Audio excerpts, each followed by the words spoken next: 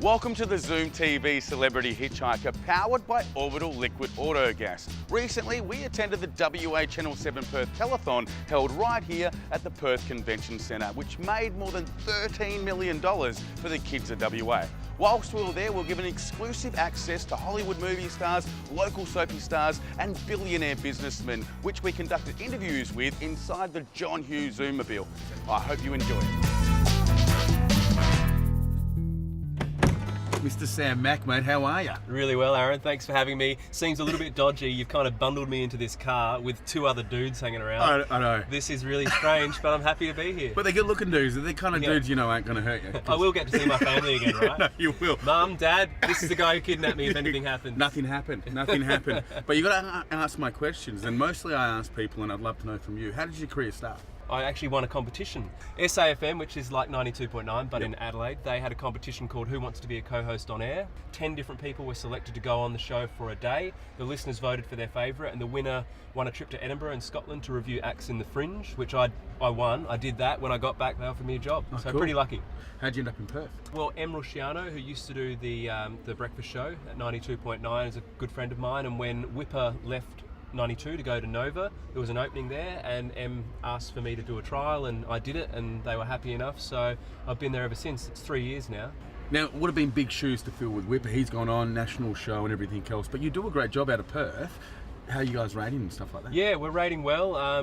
You know, obviously I'd love to be number one, but Fred Boddicer's been on the radio for 78 years. So can't beat that voice. Tough to knock him off his perch. No, he's terrific. Station's happy with the ratings. We're happy with the ratings. You just got to make sure that you're putting on the best show you can and you're enjoying it, and I think we're doing that. What's the worst thing that's backfired on you?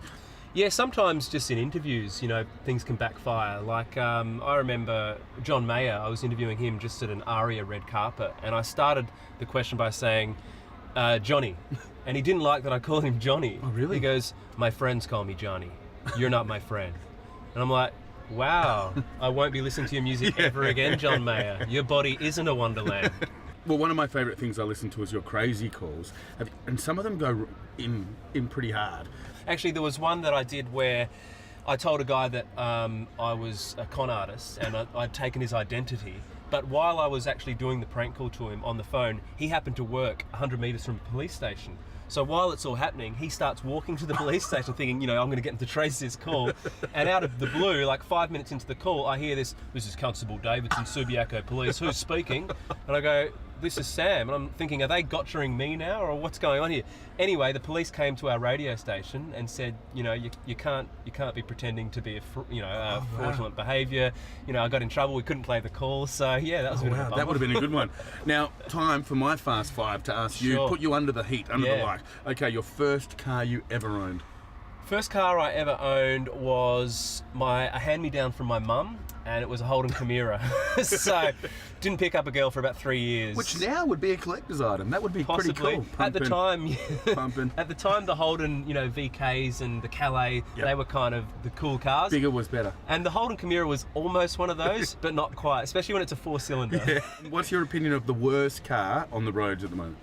The worst car, I would say, you know those little cars that, like, they're almost not even real cars? They're like the smallest thing you see in the... Smart car. Yeah, they're just, get off the road, you know? Smart car.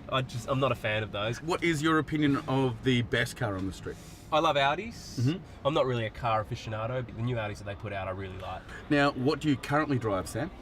I currently drive a silver Audi A4. And the final question, what is your biggest fear? My biggest fear is being pushed into a car by three dudes, two of them holding cameras and lights, and one of them just moving a little bit too close to me, and his hand touching my leg. Well, you should never get pushed into a car with shorts on. But I don't think that'll ever happen. Probably won't. Now, mate, with that said, I'm going to wrap up the show and we can talk about your fear. Hang on, as long as it involves you letting me out eventually. It does. I've been here for 3 days. Please, let me out. Now, if you'd like to know if Sam got out of the van, go to our website, zoomtv.com.au. There you can find heaps of video reviews and hot deals from our sponsors, even our iPhone app. Until next week, bye for now. You can catch us here on 7 May.